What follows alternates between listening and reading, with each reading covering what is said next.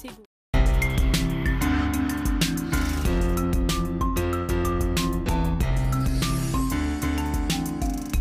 Très heureuse de vous retrouver pour cette nouvelle émission Bonjour chez vous. C'est votre rendez-vous quotidien avec l'actualité qui vous concerne. Nous sommes au plus près de vous avec nos partenaires de la presse quotidienne régionale, des télévisions locales et des radios. Nous sommes ensemble pendant 1h30 et au menu du jour, la droite sénatoriale veut reculer l'âge de départ à la retraite à 64 ans pour éviter une baisse des pensions et garantir le pouvoir d'achat des retraités. On verra ce qu'en pense le sénateur socialiste de Paris, David Assouline. Il est avec nous. Dans une demi-heure, l'invité politique, c'est David Cormand, le secrétaire national d'Europe Écologie Les Verts, député européen. Interview en partenariat avec la presse quotidienne régionale, représentée ce matin par Fabrice Vesser-Redon du groupe EBRA. Et puis toute la semaine, vous l'avez vu, nous étions dans l'Aude, un an après les inondations meurtrières. Notre journaliste Marion Vigreux viendra nous raconter ce qu'elle a vu. Et enfin, le Club des Territoires, notre bande de journalistes qui débattent de l'actu. Au menu notamment la réforme des retraites. Jean-Paul Delevoye était en débat hier sur ce sujet avec les lecteurs du Courrier Picard. Mickaël Tassard, le rédacteur en chef du journal, nous racontera comment ça s'est passé. Mais avant cela, voici les autres informations de ce vendredi 8 novembre. L'Europe disparaîtra si elle ne se pense pas comme une puissance dans ce monde. C'est ce que déclare Emmanuel Macron dans une interview à The Economist. Il s'alarme de la fragilité extraordinaire de l'Europe. Il s'inquiète également de l'avenir de l'OTAN en état de mort cérébrale, selon lui. Et il estime que la règle des 3% relève d'un débat d'un autre siècle. Europa City ne verra pas le jour. Emmanuel Macron a décidé d'abandonner le projet controversé, un parc d'activités géant qui devait donc voir le jour en 2027 à Gonesse, dans le Val d'Oise. Pour le chef de l'État, ce projet ne correspond plus aux aspirations de nos concitoyens. L'Élysée dit réfléchir à un projet alternatif. Et puis 2 policiers renvoyés en correctionnel pour des violences présumées lors des manifestations de Gilets jaunes. C'est ce qu'annonce le procureur de Paris, Rémi Heitz. Sur les 212 enquêtes confiées à l'inspection générale de la police nationale, 18 ont donné lieu à des informations judiciaires. Et on débute donc avec le sénateur du jour. Il est élu de Paris, siège dans le groupe socialiste et vice-président du Sénat. Bonjour David Assouline. Bonjour. Merci d'être avec nous ce matin. On va commencer par cette actualité, cette évacuation de campements de migrants hier à Paris, porte de la Chapelle. D'autres évacuations auront lieu dans les prochaines semaines. C'est ce que dit le gouvernement. Est-ce que c'est une bonne chose ? Les mises à l'abri, oui, c'est une bonne chose. Parce que le mot évacuation peut vouloir dire beaucoup de choses. Le problème, c'est que maintenant, il faut que ce soit durable. Pour que ce soit durable, c'est-à-dire qu'il n'y ait pas reconstitution, parce qu'il y en a eu des mises à l'abri, des évacuations. Il faut absolument que nous ayons une politique nationale, d'ailleurs, de construction, de développement de centres d'hébergement durables pour accueillir dignement les gens, qui ne soient pas dans cette indignité incroyable. J'y ai été plusieurs fois avec Anne Hidalgo, parce qu'on réclamait justement ces mises à l'abri inconditionnelles, c'est-à-dire des mises à l'abri. Donc le gouvernement a eu raison de faire ces opérations hier ? Oui, sous cette forme-là, c'est ce que nous réclamions, c'est-à-dire qu'une évacuation pour disperser, réprimer, ne sert absolument à rien. Ces populations sont là, mais le fait de les mettre à l'abri, c'est-à-dire de prendre soin de gens qui souffrent, oui, c'est quelque chose que nous avons réclamé, mais il faut que ce soit durable. Il y a encore un campement à la porte d'Aubervilliers, il y a encore 2000 personnes, donc il faut que ça continue. Mais surtout, je répète, il faut arrêter de faire de l'annonce, de faire des télé à 6h du matin, tout le monde voit les choses, le ministre de l'Intérieur communique, et puis derrière, les choses se reconstituent doucement. Didier Lallement dit on va tout faire pour que ça ne se reconstruise pas. Vous y croyez ? Vous croyez que c'est possible que ces campements ne se reconstruisent pas ? Mais c'est possible, pas par une vision strictement policière. Il dit on va faire des patrouilles. Bon, franchement, je pense qu'il va apprendre ce que c'est, parce que peut-être il n'en avait pas encore l'expérience. Nous, ça fait longtemps qu'on traite ça. Il est trop naïf sur ce sujet ? Non, c'est pas qu'il est naïf, c'est que je ne critique pas cela. S'il n'y a pas derrière, je le répète, une politique d'accueil, de mise à l'abri avec des vrais centres d'hébergement, toutes les grandes villes le réclament. Nous sommes là en dessous de ce qu'il faut faire. Et donc, je pense que c'est bien. mais maintenant il faut de la pérennité. Didier Lallement, le préfet de police de Paris. Je précise plus largement sur les mesures annoncées par le gouvernement cette semaine. 20 mesures en matière d'immigration. Alors on a notamment retenu ces quotas d'immigration en matière économique ou encore le délai de carence de 3 mois avant que les demandeurs d'asile n'accèdent à la Sécu. Vous, qu'est-ce que vous en pensez de ces mesures ? Je pense que s'il y a des quotas qu'il faut fixer, c'est sur la démagogie quand on parle d'immigration. Il y en a assez d'essayer de ne pas vraiment affronter le problème sans bruit, tranquillement, en étant efficace et faire des grandes annonces. Alors, jusqu'à présent, c'était des lois. On n'évalue pas les lois. Ils ont fait une grande loi sur l'immigration. Ils devraient nous dire ça ne sert à rien. On regrette et maintenant on a un plan avec 20 mesures. Non, il n'y a même pas de retour sur ce qui est fait. Et ça, c'est parce que ce sont des effets d'annonce. Le président de la République a considéré qu'il fallait qu'il surfe sur un état d'esprit d'exclusion. De crainte de l'immigré qu'il y a dans le pays, au lieu d'expliquer les choses. Je viens Pour de dire vous, il joue sur les peurs, le président de la République, sur ce sujet ? Mais bien sûr, et il pense que c'est, comme d'autres avant lui, que c'est en chevauchant cela qu'il va assécher le Front National. Or, c'est l'inverse. À chaque fois, le Front National dit quoi ?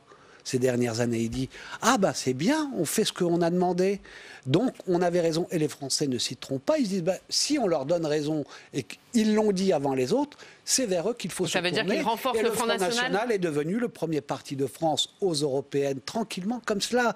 Et je crains que vous dites la politique du gouvernement renforce le Front National, enfin le Rassemblement National maintenant. Je dis ce que je vous dis, c'est assez clair, c'est qu'aujourd'hui, il faut être sur le fond et arrêter de jouer avec l'immigration. C'est pas un jouet. Il y a là des souffrances, il y a là des difficultés, et il faut absolument le traiter en responsabilité et avec humanité. Je viens de lire une étude de Hervé Lebras. Voilà, il dit les choses, que ce n'est pas vrai, qu'il n'y a pas de grand remplacement, que les choses sont beaucoup plus en douceur, qu'il y a un accueil, qu'il n'y a pas tant d'immigration que cela. L'immigration économique, c'est 30 000 immigrés tous les ans, et entre ceux qui sortent et ceux qui rentrent, le sol n'augmente pas. Donc, surtout que nous sommes devant un défi que tout le monde connaît. Il suffit qu'il y ait 1 degré de plus de température dans le monde pour que nous ayons plusieurs centaines de millions de déplacés, de gens qui fuient des régions. Et on sait que ça a commencé et on sait que les déplacements se font de sud à sud, pas sud-nord. Ce sont les pays les plus pauvres qui accueillent ces migrants. Alors, on en a qui arrivent en Europe, et bien, au lieu de dresser des barricades et des peurs qui vont enterrer les démocraties européennes si on continue de jouer avec ça, il faut aborder comment on accueille, comment on intègre, comment on forme, comment on fait en sorte que ça se fasse dans une paix sociale et une harmonie. Allez, on va parler d'un autre sujet puisque le Sénat examine la semaine prochaine le projet de loi de financement de la sécurité sociale. On va en parler avec notre journaliste parlementaire Quentin Calmet.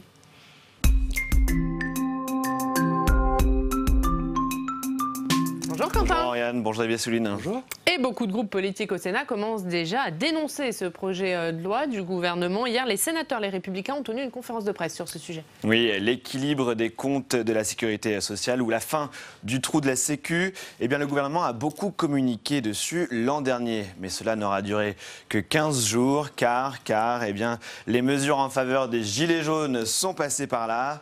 Regardez, l'an prochain, la sécurité sociale s'apprête à perdre 3,7 milliards d'euros de prélèvements sociaux. Conséquence, en grande partie, à 2,7 milliards d'euros, des mesures post-crise gilets jaunes. Et selon les sénateurs de droite, qui effectivement, Ariane, tenait une conférence de presse hier, eh bien, ce n'est pas à la sécurité sociale de payer pour ces mesures. Écoutez Alain Milon, le président de la Commission des affaires sociales. Il y a une loi, c'est la loi de 1994 de Simone Veil, qui dit clairement que lorsque l'État prend des décisions concernant la sécurité sociale de non-versement de cotisations, l'État compense. Or, le gouvernement a décidé de ne pas compenser cette année, considérant que ça vient de la même poche du citoyen, que ce soit sous la forme de cotisation, soit sous la forme d'impôt. Sauf que le but n'est pas le même. Le but dans l'État, c'est de construire des routes, c'est d'entretenir les armées, etc. Le but de la sécurité sociale, c'est d'assurer la bonne santé des Françaises et des Français. Voilà. Sur ce sujet-là, peut-être que vous êtes d'accord avec le sénateur Milon, c'est sur ce qui va suivre que ça va se corser. Pour la droite sénatoriale, le rythme des économies, il n'est plus tenable. Selon eux, il est urgent de réformer le système. Les sénateurs de droite qui remettent sur le tapis une proposition qui va faire du bruit, le recul du départ de l'âge à la retraite. Écoutez le président des sénateurs LR, Bruno Retailleau. On aura des propositions sur la réforme de la retraite. On proposera 64 ans parce qu'on dira aux Français, il ne faut pas se cacher. Si on ne recule pas l'âge de recul, de l'âge de départ à la retraite, ce sera moins de pouvoir d'achat. On sera obligé de baisser les pensions et nous voulons garantir le pouvoir d'achat des retraités. Dernier point qui va faire énormément de bruit dans l'hémicycle la semaine prochaine dans cet examen du projet de loi de financement de la sécurité sociale. Cela concerne la réforme de l'hôpital, son mode de fonctionnement. Des annonces pourraient être formulées dans les prochaines semaines par Agnès Buzyn, ce qui viendrait fausser complètement en fait l'examen de ce PLFSS qui a lieu dans l'hémicycle. Et là, on sait, les sénateurs vont être très mécontents sur ce point-là. Merci beaucoup, Quentin. Vous avez réagi bien sûr sur ce sonore de Bruno Retailleau qui dit que si on ne recule pas l'âge de départ à la retraite, eh bien c'est les pensions qui vont baisser et donc le pouvoir d'achat des retraités. On imagine que vous n'êtes pas d'accord avec cette analyse. Non, bah c'est classique, la droite le dit. Ce qui est énervant, c'est quand des gens qui devraient s'opposer à cela sont un peu d'accord. Donc, c'est-à-dire ? Eh bien, ça veut dire qu'on entend, y compris de ce gouvernement, à étudier cette possibilité, même s'il l'écarte pour d'autres façons d'économiser. Mais c'est un peu hors sol. Il y a beaucoup de choses hors sol avec ce PLFSS et ce débat. Parce que en quoi on protège le pouvoir d'achat quand on sait qu'avec le chômage, et notamment le chômage des seniors, des plus âgés, des travailleurs, retarder un âge de la retraite alors que très souvent ceux qui ont la cinquantaine ne trouvent plus d'emploi et ne peuvent pas travailler, c'est parler à côté. C'est-à-dire c'est laisser des trous béants dans la raquette de ce qu'il faut régler aujourd'hui pour équilibrer les comptes et pour faire en sorte que les caisses de retraite puissent continuer à vivre. Donc il y a un débat de toute façon, qui est tout à fait légitime, c'est quelque chose de fondamental. Bien entendu que quand la durée de vie n'est plus la même, eh bien, il y a des choses à faire. Donc, mais quoi alors ? Quels paramètres il faut toucher pour vous ? Mais il faut toucher pas mal de paramètres, mais surtout repenser l'organisation, revoir l'organisation du travail qui est complètement modifiée. On ne peut pas, avec des yeux anciens, régler des problèmes actuels. Et donc, ce que je pense, c'est que d'abord, ce n'est pas sérieux de faire croire qu'on fait des propositions, etc., quand on est une opposition, en réglant le report de l'âge de la retraite dans un PLFSS, dans un débat au Sénat. Pour vous, ça n'a rien à faire dans ce texte ? C'est un coup, c'est une façon de faire un coup, mais on sait que c'est pas sérieux parce que là, une réforme de la retraite, c'est d'abord une négociation avec les salariés, avec les syndicats, c'est des ajustements, c'est des débats, c'est pas on case ça dans une loi de budget de la sécurité sociale comme ça au Sénat en passant. Bon, voilà, c'est un coup politique de la part des Républicains. La droite fait de la surenchère avec ce que fait le gouvernement. Les uns veulent en gros, ils sont tous d'accord qu'il y a trop de droits, les gens vont trop bien, et donc il faut aujourd'hui ou réduire l'âge, ou augmenter l'âge, ou réduire le niveau des pensions, ou réduire les avantages que l'on peut avoir. Bon, moi je dis aujourd'hui, c'est l'inverse. Les gens vont pas bien, et notamment tout ce qu'il y a comme inégalité entre femmes et hommes dans l'accès à la retraite, et d'inégalité entre ceux qui travaillent dur. Et qu'est-ce que ça veut dire que de dire 64 ans pour des gens qui sont usés et vont avoir une durée de vie nettement moins importante que les autres à cause de leur parcours professionnel. Donc arrêtons de jouer aussi avec ça et soyons sérieux, travaillons sur le fond. Plus largement sur ce PLFSS, ce projet de loi de financement de la sécurité sociale, est-ce que vous dites que le gouvernement fait payer la crise des gilets jaunes à la Sécu ? Oui. Oui, enfin, donc quand même, c'est-à-dire que on reprend... aujourd'hui, la question de la santé est fondamentale. Je considère que c'est peut-être le joyau de la France quand on regarde ce qui se passe dans le monde, on est perçu comme cela, l'hôpital en particulier. Et on voit bien que c'est en train de se naufrager. Il y a quelque chose qui est en train de déraper. Je considère que la façon dont le lien social se maintient dans le pays, malgré des crises et des tensions très fortes que l'on sent, si ça ne pète pas complètement, s'il y a encore une confiance dans la société et ce que représente notre République, c'est parce qu'il y a cet acquis social et l'hôpital public est au cœur de tout ce que je veux essayer d'expliquer. Alors, si on le laisse mourir, je suis certain... Il y a un risque quoi, de faire exploser la société? Oui, vraiment. Il y a eu la poste, il y a eu les trains. Bon, la santé et l'école, c'est au cœur de ce que les Français considèrent avoir non seulement acquis par des luttes, etc., mais qui font que on vit, on tient ensemble, malgré les très grandes difficultés. Et donc je dis, aujourd'hui, il faut investir massivement dans l'hôpital et un budget de la Sécu qui n'aborde pas cette question et qui ne prévoit pas un plan d'ampleur qui est nécessaire pour sauver l'hôpital dans notre pays et passe à côté du sujet. On va parler d'un autre sujet qui concerne le Sénat. Il y avait un bureau du Sénat hier. Vous aviez saisi, vous, ce bureau du Sénat sur les propos du sénateur Jean-Louis Masson, qui avait fait un parallèle entre les femmes voilées et les sorcières d'Halloween. Qu'a dit le bureau du Sénat sur ce sujet? Il a dit que ces propos n'étaient pas admissibles. Mais pas de sanctions. Mais il n'y a pas de prévu au règlement de sanctions, c'est ce qui m'a été répondu, notamment parce que, et ça je suis quelqu'un qui défend cette liberté, il y a une liberté des parlementaires d'expression dans l'hémicycle, protégée par la Constitution. Il ne peut pas y avoir de poursuite judiciaire, par exemple, contre un parlementaire pour des propos qu'il a tenus dans l'hémicycle. Donc, comment vous dire...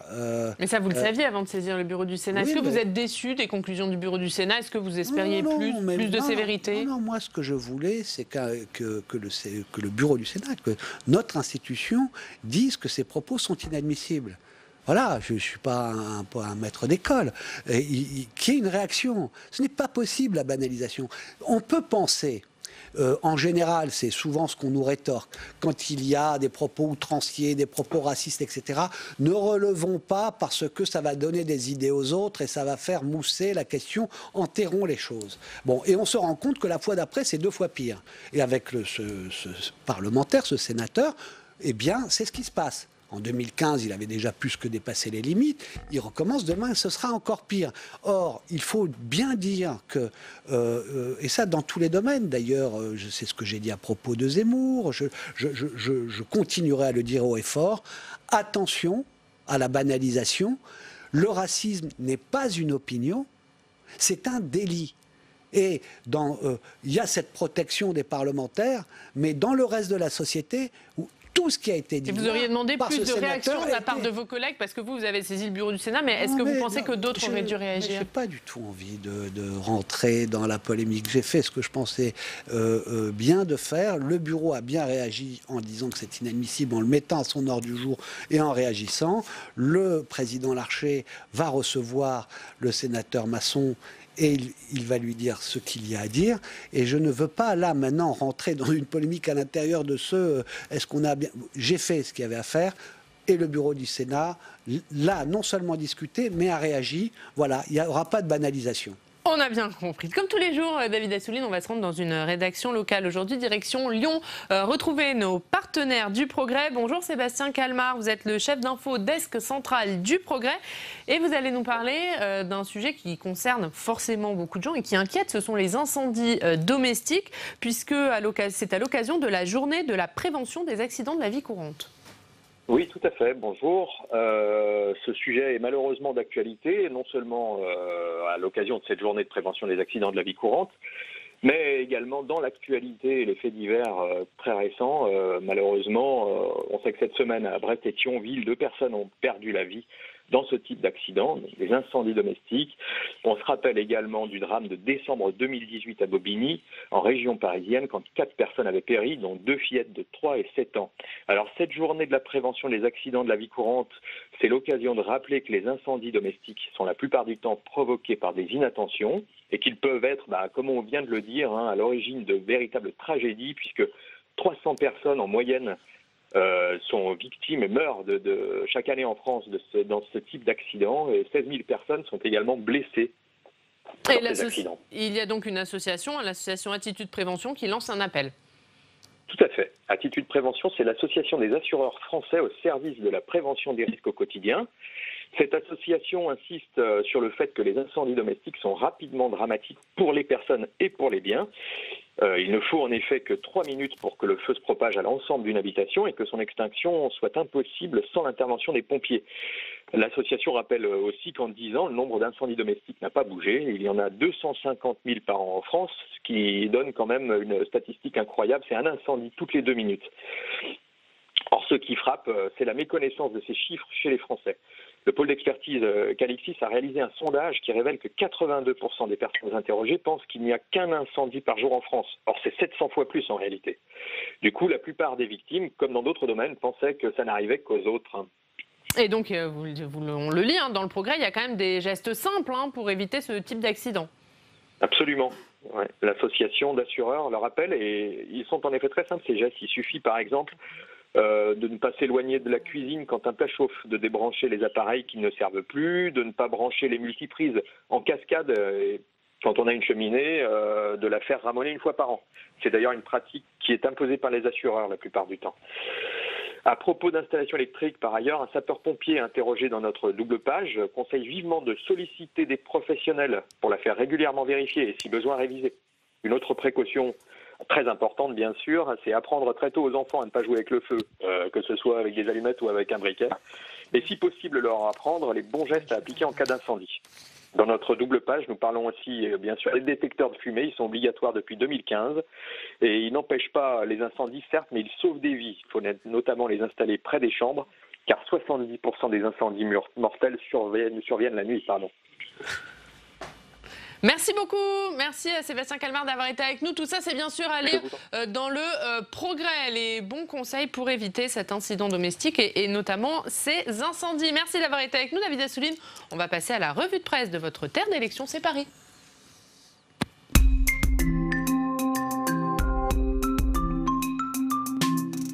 Et le retour de Quentin Calmet. Quentin, on en a parlé tout à l'heure avec David Assouline, mais vous revenez sur l'évacuation des 2 campements évacués hier dans le nord-est de Paris. Tout à fait, Oriane. On va commencer avec un article lu sur l'Obs.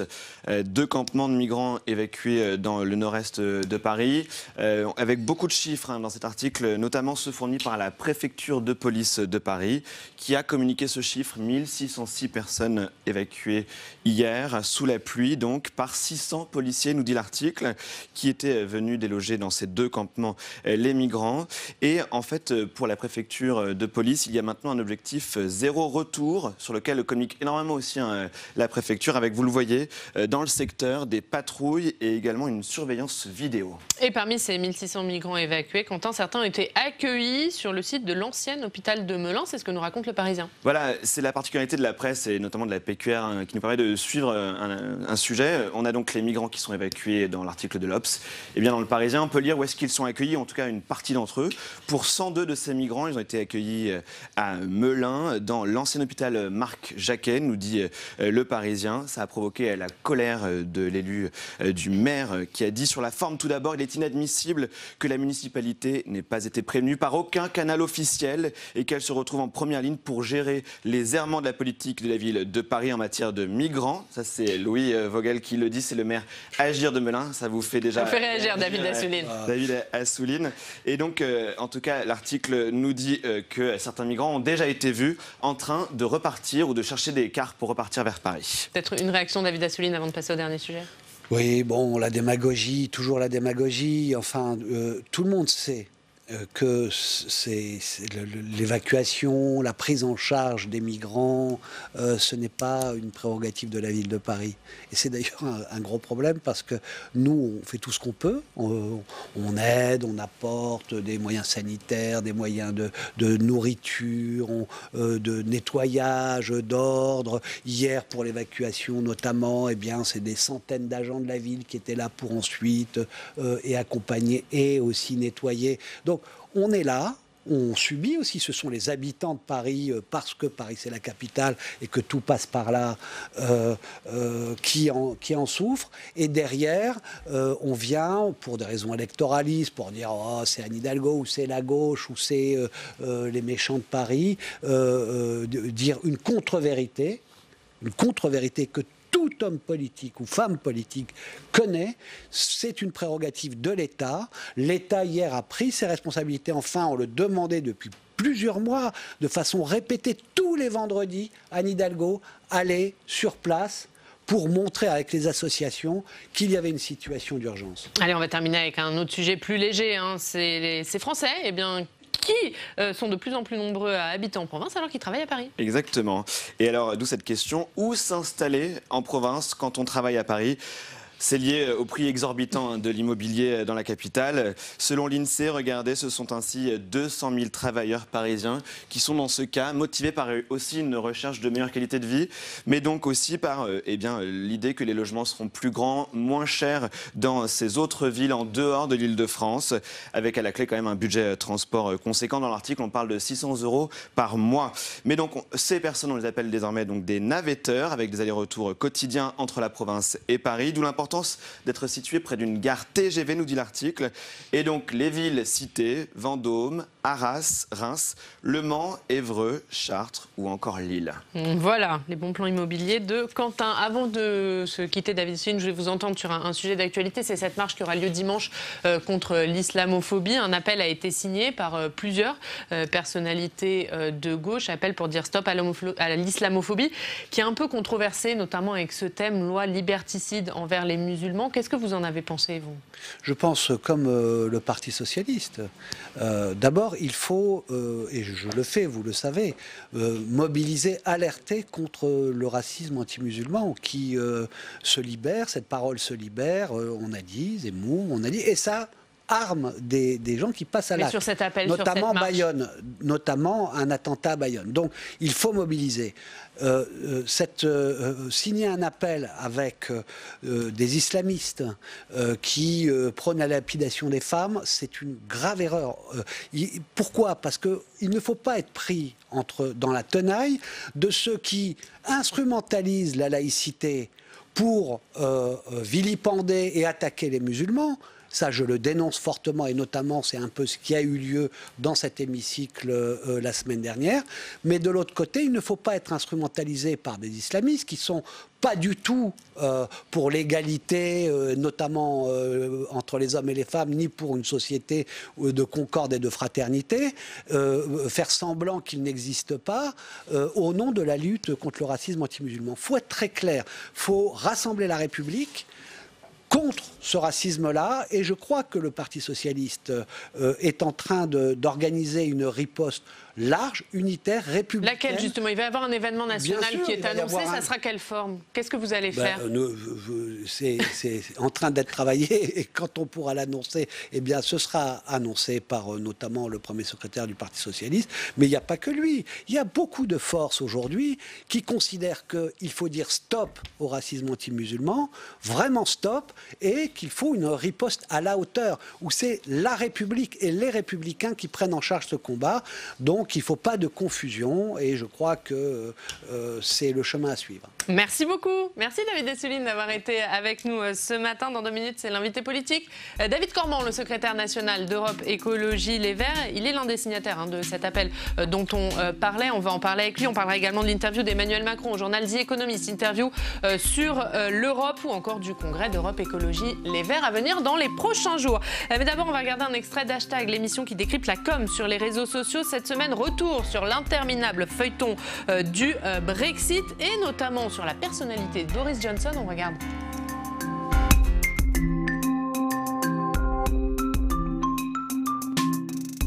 c'est sûr que le Premier ministre aime jouer les apprentis sorciers sur les réseaux sociaux. À leur illustration avec un exemple, alors commencez par regarder l'extrait, concentrez-vous et essayez de comprendre. What do you do to relax? What do you do to switch off? I like to paint, or I make things. I like to. What do you make? I have a thing where I make models of. When I was in London, well, Mayor of London, we build a beautiful. I make buses. You make models of buses. I make models of buses. Voilà, je vous avais dit, hein, on ne comprend rien, mais en fait, il y a quelque chose à comprendre. Il est question de bus, et c'est justement ça l'histoire. Benjamin, expliquez-nous. Oui, c'est en fait l'histoire, tout commence par une bourde pendant le référendum sur le Brexit 2016. Une fake news. Non, carrément une bourde qui s'est transformée en fake news. Il fait évidemment campagne en faveur de la sortie de l'Union européenne, en sillonnant le pays avec un bus que l'on voit très bien, affublé d'un slogan controversé. Nous envoyons 350 millions de livres à l'Union européenne. Voilà, on devrait, finançons plutôt notre service de santé auquel les Britanniques sont très, très attachés. Et indice, tout ça est sur un bus. Et tout ça est sur un bus et il sillonne.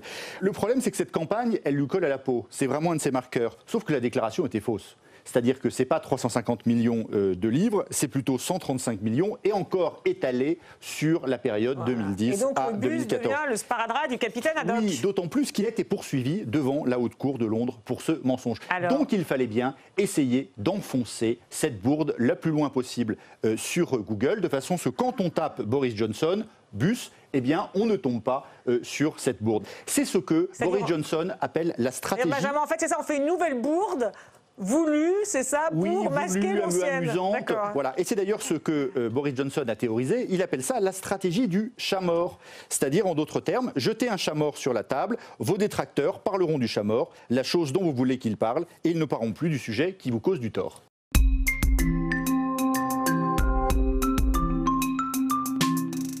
Notre invité politique, c'est David Cormand. Bonjour. Bonjour. Vous êtes secrétaire national d'Europe Écologie Les Verts, vous êtes député européen et nous sommes ensemble pendant 20 minutes pour une interview en partenariat avec la presse quotidienne régionale représentée ce matin par Fabrice Vesser-Redon. Bonjour Fabrice.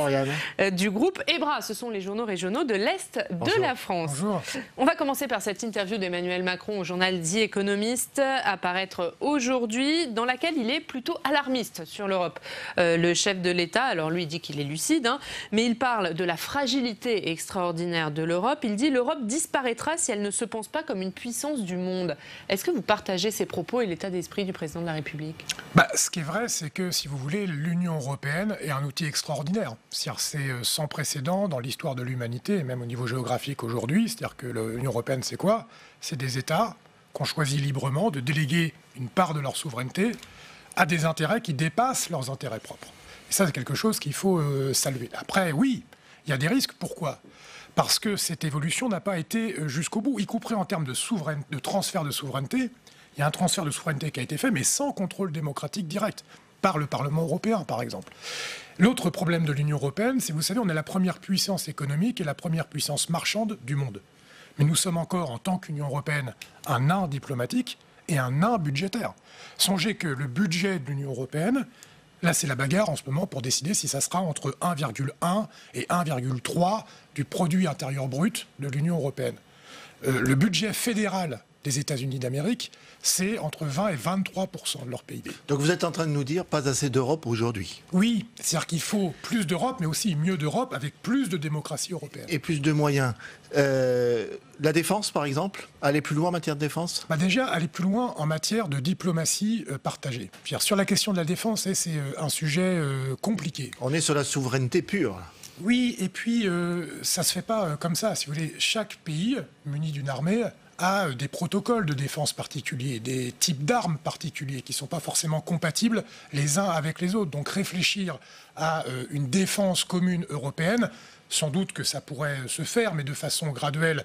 Et voilà. C'est pas votre priorité, manifestement. Non, ma priorité, c'est la diplomatie européenne. C'est pas possible qu'une grande puissance mondiale qu'est l'Union européenne soit aussi faible au niveau diplomatique. Et c'est dû à quoi pour vous? C'est dû à des leaders qui ne sont pas assez puissants? À quoi c'est dû? À des mésententes entre Emmanuel Macron et Angela Merkel, par exemple? Oui, mais ça, si vous voulez, c'est conjoncturel. Non, c'est le problème de manque d'intégration européenne. C'est-à-dire que pour qu'il puisse y avoir une diplomatie unifiée européenne, il faudrait accepter que ce soit le Parlement européen et le gouvernement européen, qu'on appelle la Commission, qui ait plus la main sur la parole diplomatique de l'Union européenne. Mais puisqu'on parle du couple franco-allemand, il y a de plus en plus de divergences entre Emmanuel Macron et Angela Merkel, notamment sur plusieurs sujets de cette interview. On va revenir sur la question de l'OTAN, sur la question du budget. Est-ce qu'il y a encore un couple franco-allemand aujourd'hui fort? Vous savez, moi je suis toujours embêté avec cette histoire de couple franco-allemand parce que l'Union européenne, c'est pas 2 pays. C'est 28, demain, hélas, 27. Et donc, moi je pense plus qu'il faut avoir un premier cercle qui va vers une Europe plus intégrée. Donc, bien sûr, dedans, il y a la France, il y a l'Allemagne. Et il y a qui d'autre? Je pense aussi aux pays du Sud, qu'on a trop délaissés. Ça a été l'épisode de la Grèce, dont on se rappelle, qui a été très largement humilié. Il y a l'Espagne, le Portugal, l'Italie, qui petit à petit est en train de s'éloigner de l'Union européenne avec la percée des populistes d'extrême droite. Vous pensez qu'il y a un danger en Italie? Vous pensez qu'il y a un vrai danger, malgré l'arrivée des populistes qui ont quand même tenté de rassurer par rapport à leur adhésion, leur maintien dans l'Union européenne? Pas trop du côté de Salvini & Co. C'est-à-dire qu'eux, ils sont habiles. Ils disent, nous, on s'interroge sur l'euro. Enfin, la sortie... Oui, ils s'interrogent. Sa sortie ils n'en sont pas au niveau du Royaume-Uni. Oui, mais ça a commencé comment, le Royaume-Uni? C'est Cameron qui, pour gagner une élection nationale, dit « je vous promets un référendum ». Il était contre l'issue qu'il y a eu du référendum. Mais il y a une instrumentalisation de l'Union européenne, une volonté de surfer sur les doutes des citoyens européens sur l'Europe pour gagner une élection nationale. Et ça donnait quoi? On y est aujourd'hui. Donc attention, peut y avoir... Moi, ma conviction, en réalité, c'est que le statu quo de l'Union européenne telle qu'elle est, c'est intenable. Et donc, il y a 2 évolutions possibles. Soit une évolution vers le haut, plus d'intégration européenne, plus de démocratie européenne, une Union européenne qui s'impose comme puissance sociale, puissance économique, puissance diplomatique, ou une sortie par le bas de l'Union européenne. Et là, avec le Brexit, c'est potentiellement une première étape de cette sortie vers le bas de l'Union européenne. Vous avez donc au final une vision assez partagée de l'Europe avec Emmanuel Macron? Et vous savez, avant Emmanuel Macron, les Verts ont toujours été très favorables à l'Union européenne. Après, là où on a... C'est d'ailleurs un peu votre élection. Oui, mais vous dites qu'Emmanuel Macron a la bonne vision sur l'Europe, finalement. Oui, le bon diagnostic, la bonne vision. Comme d'habitude, avec Emmanuel Macron, il a un bon diagnostic. Et puis après, vous savez, il y a le « et en même temps ». Et le « et en même temps », en l'occurrence, ça a été l'affaire Goulard, où Emmanuel Macron, qui aime tant l'Europe, qui aime tant la démocratie européenne, a voulu passer en force avec des méthodes auxquelles on est habitué en France avec la Ve République, mais qui ont énormément choqué au niveau de l'Union européenne. Il ne faudrait pas que l'interview d'Emmanuel Macron d'aujourd'hui apparaisse comme une sorte de revanche du petit prince de l'Europe qui s'est transformé en apprenti sorcier et qui règle ses comptes avec les partenaires européens. Mais c'est dû à quoi pour vous, Sylvie Goulard? C'est une méconnaissance des institutions européennes de la part d'Emmanuel Macron? C'est une volonté de passer en force et de supplanter Je pense que chez Emmanuel Macron, il y a un problème, de suffisance, de manière générale. Et il a considéré que la manière dont il avait réussi à conquérir le pouvoir en France était un acquis et qu'il pourrait dupliquer cette méthode un peu brutale en réalité et condescendante par rapport aux interlocuteurs au niveau de l'Union européenne. Et là, ça n'a pas marché. Ça n'a pas marché parce que l'Union européenne, c'est pas la France d'Emmanuel Macron en grand. Il y a des partenaires européens dont on pense qu'on en veut, on est d'accord, pas d'accord, mais c'est comme ça que ça fonctionne, avec le respect des interlocutrices et des interlocuteurs. C'est plus sur la méthode que sur la vision, si on comprend bien. Après, il y a un autre problème, qui est un problème de vision de fond, c'est que la promesse de l'évolution européenne, et d'ailleurs, y compris Renew, Renaissance en France a fait campagne là-dessus. C'est le groupe dans lequel siègent les députés de la République en marche. C'est-à-dire que c'est Renew au niveau européen et c'est Renaissance au niveau de la France. Et la promesse de la transition écologique. Alors, on voit à l'usage que cette question qui était prioritaire dans les mots n'est pas prioritaire dans les actes. Ma conviction, c'est que si on veut redonner du souffle à l'Union européenne, il faut lui donner un nouvel horizon en termes de projet.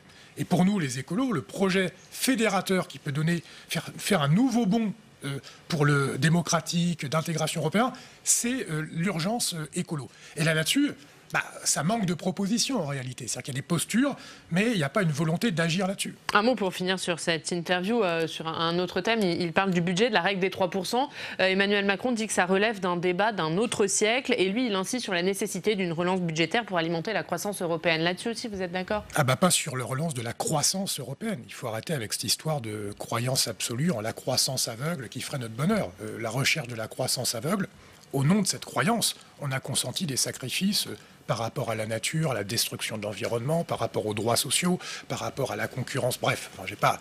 Et donc ça, c'est pas possible. Par contre, qu'il y ait une mise de côté de cette règle dite d'austérité des 3%, pour un projet fédérateur qui est une Europe du XXIe siècle, c'est-à-dire qui arrête de consommer autant d'énergie, qui fait une transition écologique, une transition énergétique, une transition économique, ça, il faudra bien le faire. Et la règle des 3%, ça ne correspond plus à ce que doit être l'Europe aujourd'hui? Oui, mais ça, vous savez, on le dit depuis des années. Vous vous rappelez comment elle a été décidée, ce chiffre de 3%. Ça s'est fait sur un bout de table, les uns disaient 2, les autres disaient 4, et puis on a transigé à 3. Enfin, ça n'a aucun sens économique. Vous avez parlé de Sylvie Goulard, Thierry Breton, qui est le candidat qui est candidat au poste de commissaire européen à la place de Sylvie Goulard. C'est un bon candidat pour vous? Non, c'est pas un bon candidat. Est-ce que c'est un meilleur candidat?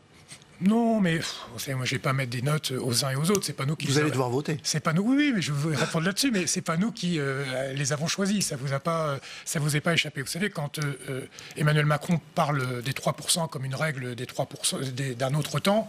Bon, Thierry Breton, c'est un peu un candidat d'un autre temps, sans vouloir être discourtois avec lui. Il a été ministre de l'économie de Jacques Chirac, et puis, surtout, il représente une vision de l'économie. Le fait qu'il soit de droite, ça vous pose un problème? C'est pas... Enfin, il est forcément de droite, c'est Macron qui le nomme. Donc, en fait, Macron, il va pas nommer quelqu'un de gauche. Et il a une politique de droite, il mène une politique de droite, il choisit des commissaires potentiellement de droite. Donc ça, c'est pas moi qui le choisis, c'est lui le président de la République. Alors, lui, il dit pas qu'il a une politique de droite, mais c'est vous qui le dites. Oui, voilà, c'est ce que je constate, disons que c'est ce que je constate.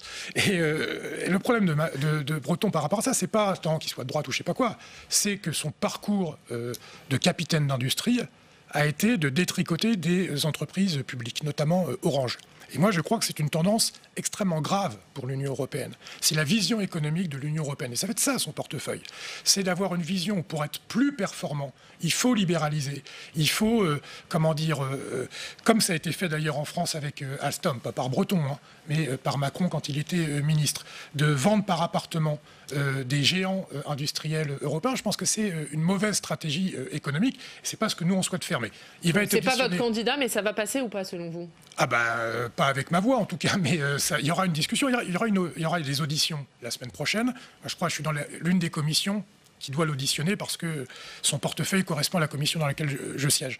Et donc, il y aura des questions qui lui seront posées, il y aura des réponses qu'il va apporter. Mais vous ne voterez pas pour lui? Non. Ça, c'est clair. On va parler d'Europa City. Emmanuel Macron a annoncé hier l'abandon de ce projet controversé, un parc d'activités géant qui devait voir le jour en 2027 à Gonesse, dans le Val d'Oise. Est-ce que vous vous félicitez que le chef de l'État acte l'abandon de ce projet? Oui, c'est une très bonne décision qu'il faut saluer, sans ambiguïté. Vous savez que depuis des années, beaucoup de militantes et de militants écologistes, heureusement qu'ils étaient là, se sont mobilisés sur le terrain pour empêcher cette folie. C'est-à-dire que c'est toujours pareil. On explique qu'il faut préserver les terres agricoles, préserver la biodiversité, arrêter l'étalement urbain, etc., etc. Et en même temps, on défend des projets, là pour le coup, encore une fois, d'un autre temps. Et donc là, cette décision, elle s'imposait, elle a été prise. Et donc moi, je salue la décision qui a été prise par le chef de l'État et par le Premier ministre, puisque ce dossier était remonté jusqu'à son bureau. Après, il faut aller jusqu'au bout de cette décision. C'est-à-dire, parce que l'Élysée dit qu'il réfléchit quand même à un projet alternatif. Pour vous, il ne faut pas de projet alternatif. Si, le projet alternatif, c'est un projet qui prend en compte la protection de ces terres agricoles. Il ne faut pas rester en l'état.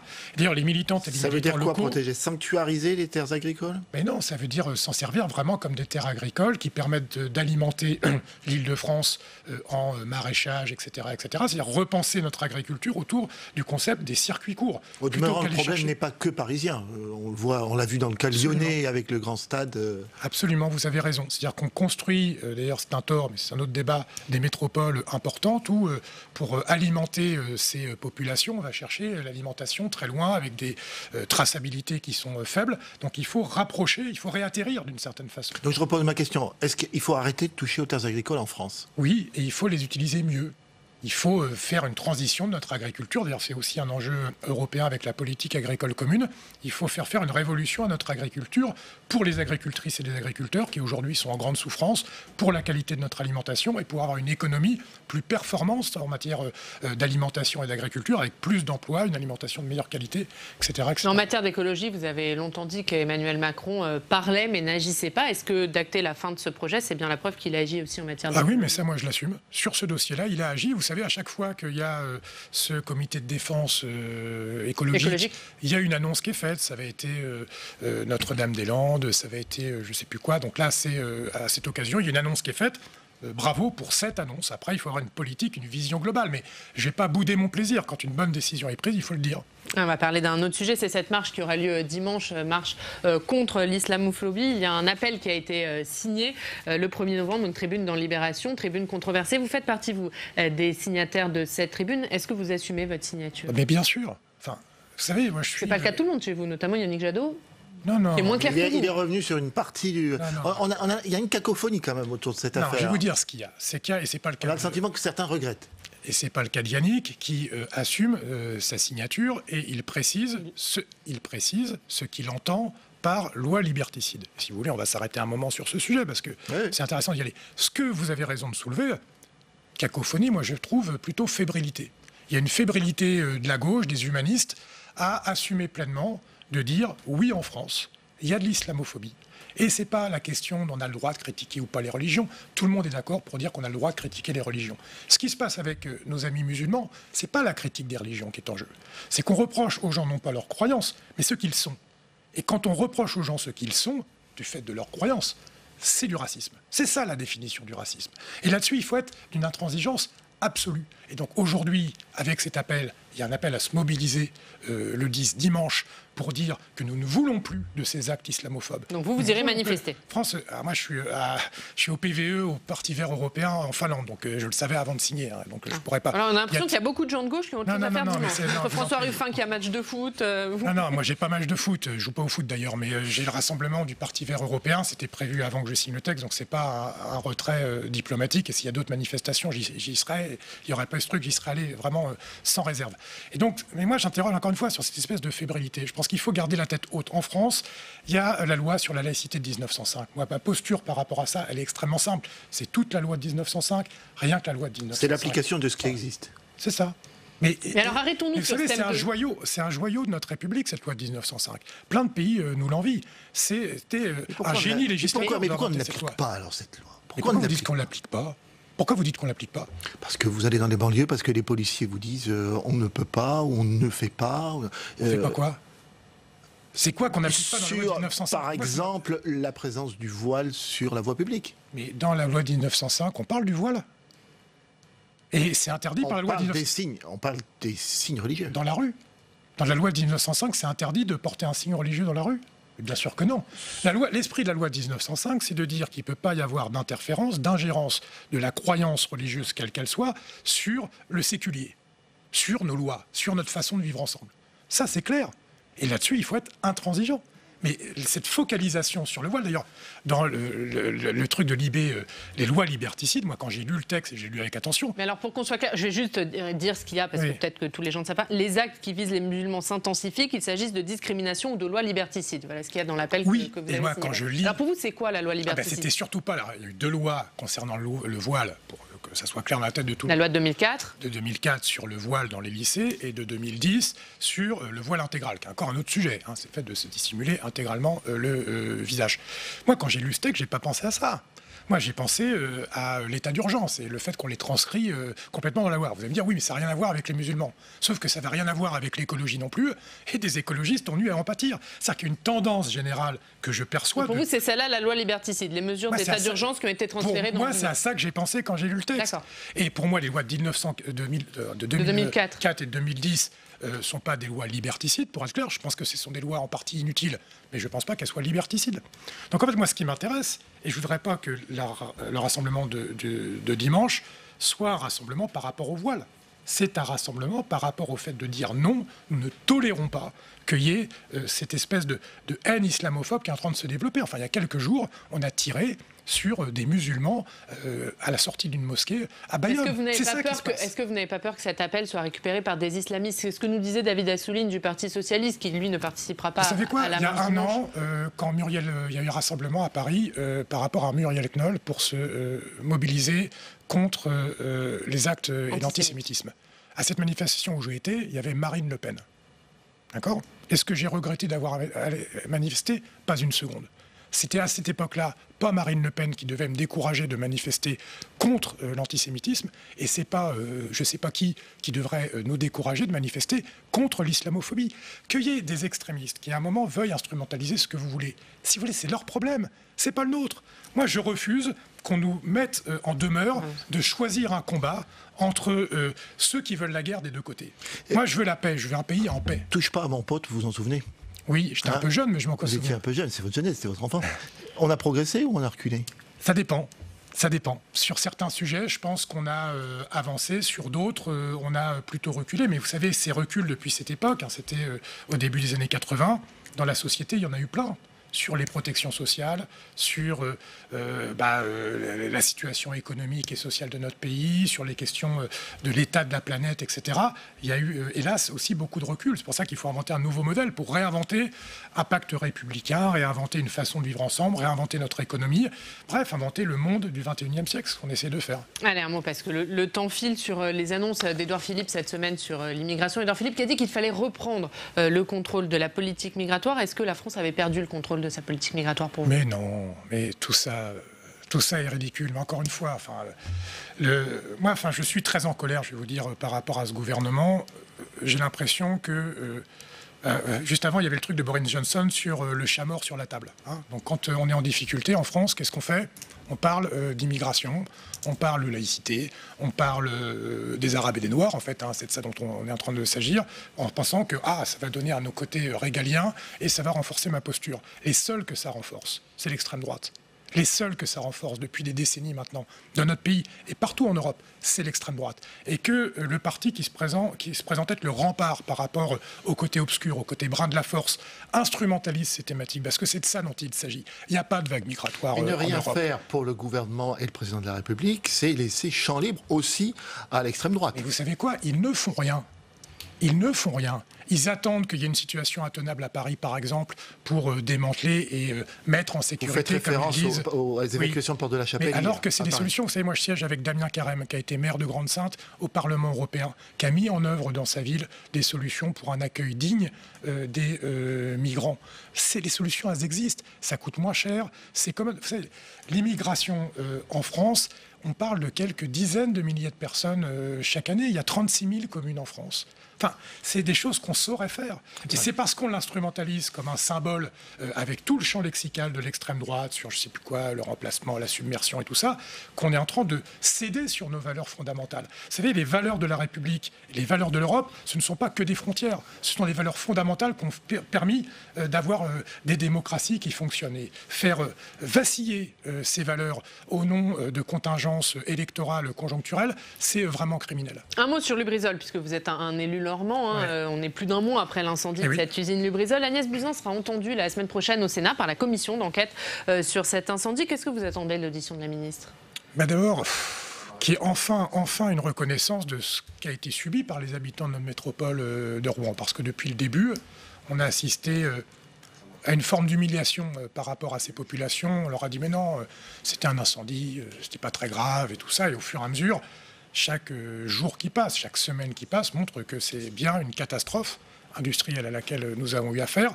Et donc moi je veux maintenant qu'on sorte de l'humiliation des habitants de cette métropole, qu'on reconnaisse le préjudice qu'ils ont eu, qu'ils ont vécu, que nous avons vécu, et qu'on prenne enfin les décisions sanitaires qui s'imposent. Aujourd'hui, songez que le suivi sanitaire qui est envisagé, ça sera un questionnaire qui va être rempli maintenant et pendant 3 mois, pour éventuellement, à l'issue de ces 3 mois, faire des prises de sang, des analyses d'urine, etc. Vous soupçonnez quelque chose sur le plan sanitaire? Ah bah oui. Mais attendez, il y a des milliers de tonnes de produits chimiques qu'on brûlait en quelques heures.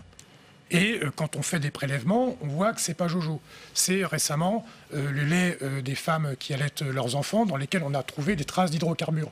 Et on nous dit oui, mais on n'est pas sûr que ça vienne de Lubrizol. Enfin, quand même, ça devrait attirer notre attention d'un point de vue sanitaire. Et nous, dès le début, on a dit, dès les jours qu'on suivit, il faut faire des prises de sang, il faut un suivi médical. Là, l'agence de santé, elle a dit que les seuls qu'on suivrait, c'est ceux qui se sont présentés en urgence. Les jours qu'on suivit, on a dit aux populations rouennaises, n'allez pas encombrer les urgences. Qu'est-ce qu'ils ont fait? Ils ont été voir leur médecin généraliste. Les gens qui ont été consulter leur médecin généraliste parce qu'ils se sentaient mal n'ont pas été inclus dans le repérage des personnes qui ont pu être exposées. Donc en fait, tout ça a été fait en dépit du bon sens. La seule chose que je retiens moi, c'est le courage des pompiers d'ailleurs qu'on a exposés sans protection lors de leur intervention. Et depuis, on a l'impression qu'on se rejette de la patate chaude. Et enfin voilà, les habitants de cette agglomération ne sont pas des cobayes. Il faut les considérer. Et là, tout ce qu'il y a à faire maintenant, c'est prendre en charge sérieusement la question sanitaire. David Cormand, très rapidement un mot de votre congrès, puisque vous allez laisser votre place à la tête d'Europe Écologie Les Verts. On a l'impression qu'il y a plusieurs lignes qui s'affrontent. Est-ce que c'est un congrès qui s'annonce houleux ? Bah non, vous voyez, on vote dans 10 jours. Vous n'avez pas noté que c'était très houleux quand même, surtout par rapport à notre histoire qui est émaillée de passages plus houleux. Non, c'est un congrès nécessaire parce que nous, vous savez, nous sommes... Ça veut dire que vous auriez gagné en discipline ? Je dirais pas discipline, mais en responsabilité, sans doute. vous inquiète. En responsabilité. Non, parce que la discipline, c'est un parti politique, je veux dire pourquoi. C'est pas une caserne. C'est un endroit où il y a un débat démocratique. Et nous, les Verts, on a souvent été moqués en disant « ouais, mais c'est le bordel chez eux ». Ouais, enfin, au moins, il y a un débat démocratique. Nous, on n'est pas La République En Marche, on n'est pas le FN, on n'est pas d'autres partis. Mais alors, qui pour vous succéder, pour vous ? Les militants vont choisir. Moi, j'ai soutenu celles et ceux qui ont bossé à mes côtés depuis 3 ans et demi. On a eu une situation quand même qui n'était pas simple au début. Julien Bayou et Sandra Regol, qui sont nos porte-parole actuels, qui ont fait le job, et j'espère que les militants choisiront. Mais c'est le moment des militants, c'est pas le moment des dirigeants. Un congrès, c'est les militants qui votent. Eh bien, on suivra tout ça. Merci beaucoup, David Cormand, d'avoir été avec nous ce matin. Merci, Fabrice Vesser-Redon. Et c'est maintenant l'heure du Club des Territoires, en partenariat avec la presse quotidienne régionale, les télévisions locales de France et les Indes Radio. La Mutuelle nationale territoriale, la mutuelle des agents des services publics locaux, vous présente le Club des Territoires. Engie, acteur engagé dans la transition zéro carbone des régions, vous présente le Club des Territoires.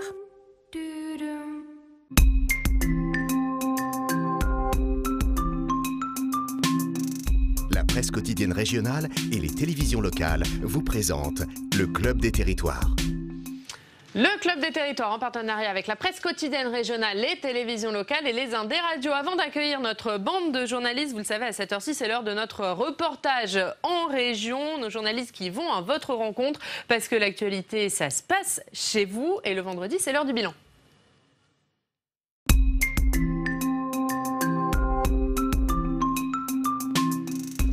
Et toute la semaine, nous étions dans l'Aude avec Adrien Develay et Marion Vigreux. Bonjour Marion. Bonjour Ariane. Merci d'être avec nous ce matin. Toute la semaine, vous avez donc sillonné ce département durement touché par les inondations meurtrières il y a 1 an pour voir comment se sont reconstruits les habitants et quelles leçons ont été tirées de cette catastrophe. Vous avez passé 3 jours dans différentes communes, communes touchées, Trèbes, Villegayenc et Carcassonne. Qu'est-ce qui vous a le plus marqué pendant ce reportage ? Alors, ce qui est assez impressionnant, Ariane, c'est de s'apercevoir qu'1 an après les inondations, les traces de la tempête sont toujours visibles, effectivement, notamment à Trèbes et Villegayenc.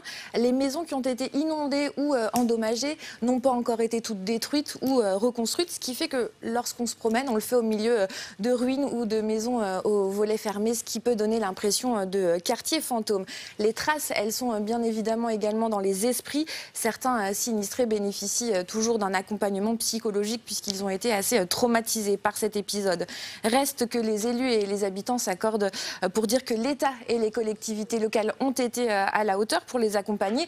Le bilan est en revanche plus contrasté pour ce qui concerne les assurances. Certains particuliers ont été indemnisés très rapidement, d'autres attendent toujours de l'être et les dossiers ont été assez compliqués à monter. Et je vous propose d'ailleurs d'écouter ce qu'en dit le maire de Villegayenc, Michel Proust. Les assurances aussi n'ont pas toujours joué le jeu, c'est par rapport au fonds Barnier aussi, pour indemniser les gens, donc, puisque c'est du fonds Barnier, sachant que ça rentrait dans le Barnier, ils ont essayé de minimiser l'enveloppe de travaux et du coup ça a fait traîner les dossiers. Je pense dans la mesure où il y a un état de catastrophe naturelle, ça devrait être beaucoup plus rapide. Et comme ils pouvaient faire un effort sur les franchises. Et si la loi dit il faut prendre la franchise, l'année suivante, ils pouvaient faire un geste commercial et ça c'est pas interdit par la loi, ce qu'ils n'ont pas fait. Et puis ce qu'il faut également avoir en tête, Ariane, c'est que ces inondations ont frappé un département qui est déjà très fragile. L'Aude est le 2e département le plus pauvre de France, derrière la Seine-Saint-Denis. Il vit principalement de la viticulture et du tourisme. Et 90% des salariés peuvent ici prétendre à un logement social. Et l'autre constat, on l'a vu dans vos reportages, eh bien, c'est que ces événements dramatiques, ils ont obligé les habitants à changer de comportement. Oui, cela, ce sont les pompiers qui le disent. Le phénomène auquel ils ont fait face l'année dernière avait des allures de tempête tropicale. Évidemment, les secours s'adaptent à ces phénomènes. phénomène, mais il demande également à ce que les habitants se responsabilisent et ne prennent pas les vigilances à la légère. Et par exemple, que les habitants arrêtent de prendre leur véhicule pour échapper à la crue, puisque sur les 15 personnes décédées en 2018, 4 l'ont été dans leur voiture. Je vous propose d'écouter le colonel Beneditini qui a supervisé les secours. Le citoyen est le premier acteur de sa propre sécurité. Ça veut dire qu'il faudra probablement inscrire de façon beaucoup plus importante ces problématiques d'inondation torrentielle dans l'esprit commun de l'ensemble des habitants, un peu comme c'est le cas dans les départements d'outre-mer avec les phénomènes cycloniques où les cyclones sont prévus. À partir de là, il y a toute une série de dispositions que les citoyens mettent eux-mêmes en œuvre pour protéger leurs biens et bien évidemment leurs personnes. Et Marion, les maires eux-mêmes se disent plus vigilants et désormais adaptent leurs services. Oui, la mairie de Villegayen, par exemple, va investir dans un deuxième véhicule avec haut-parleur pour prévenir la population. Elle utilise également des applications d'alerte comme Nautico et Predict pour anticiper les risques. Ce sont des applications que les particuliers peuvent également télécharger. Et puis la mairie travaille également à la mise en place de SMS d'alerte.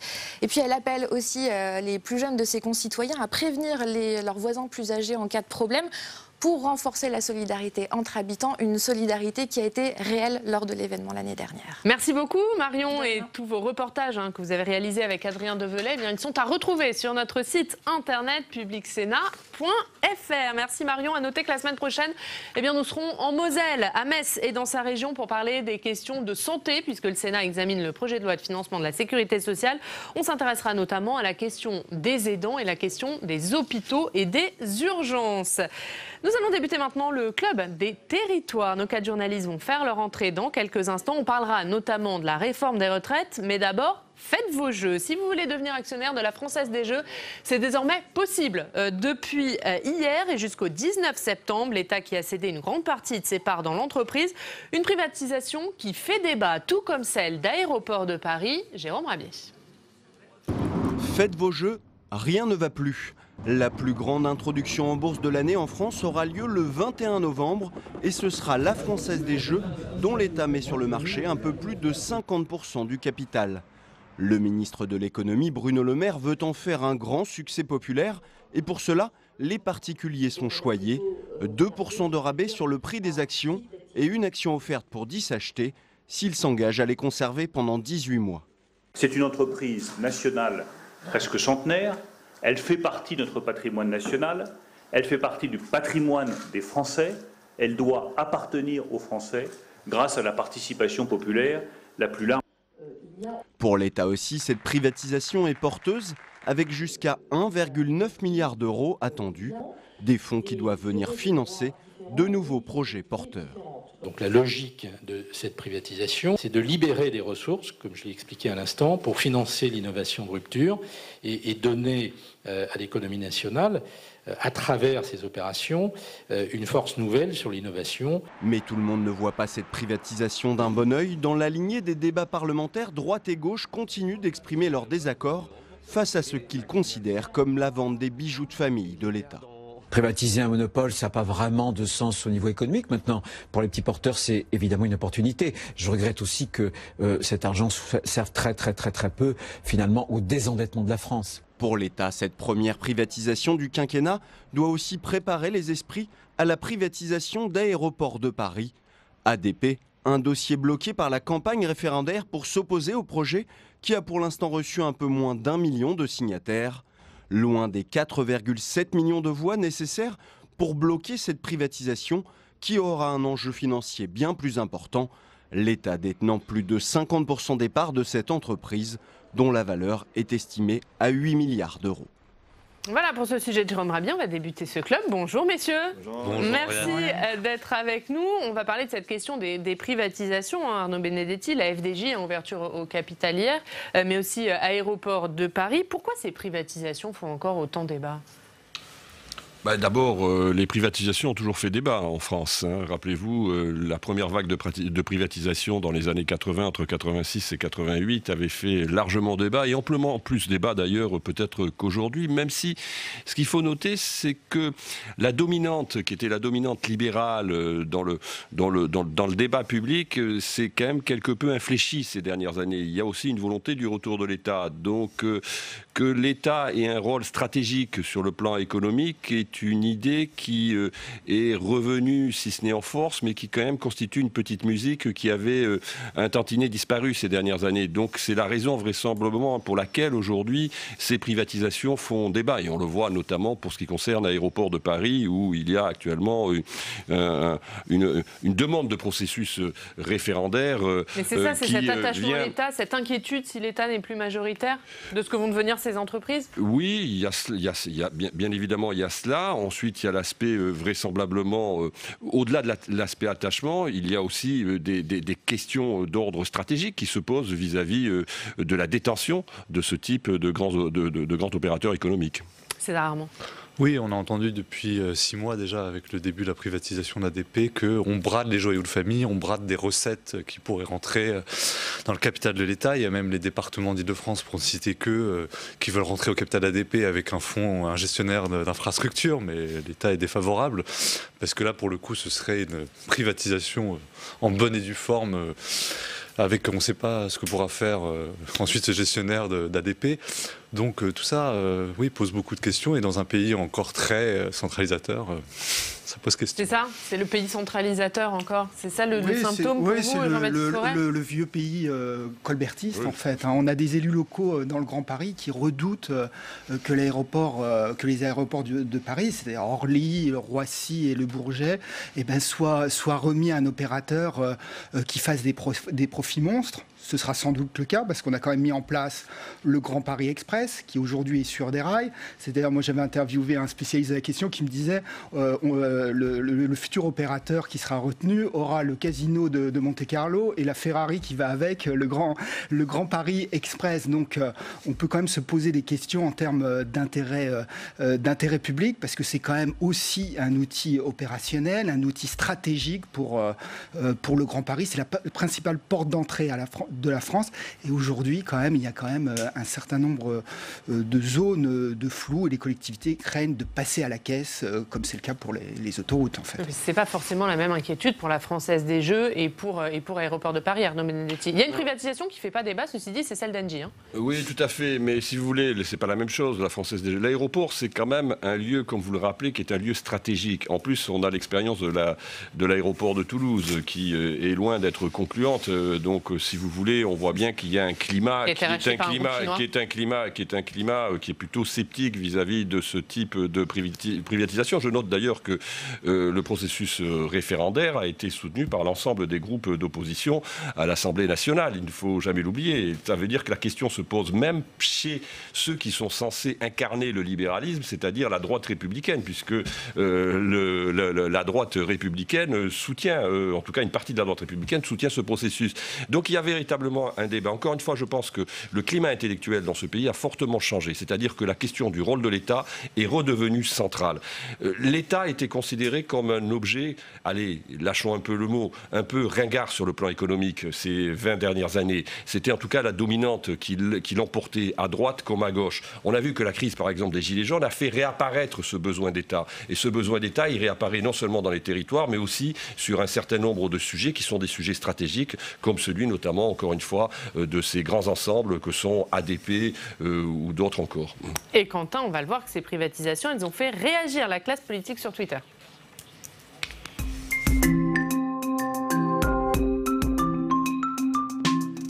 Ah oui, et Quentin, on l'a vu sur les réseaux sociaux, cette offensive des parlementaires de gauche contre les privatisations. Voilà, les réseaux sociaux, Oriane, mais aussi à la télévision, sur le terrain. Il y a eu des mobilisations très fortes, dont vous parliez d'ailleurs des élus. Ils martèlent notamment à nouveau l'adresse du site pour apporter sa signature pour provoquer le référendum sur la privatisation d'ADP, à l'image de Boris Vallaud. Ils l'avaient déjà fait avant l'été, mais donc ils ont recommencé cette semaine un nouveau coup d'accélérateur sur ce sujet.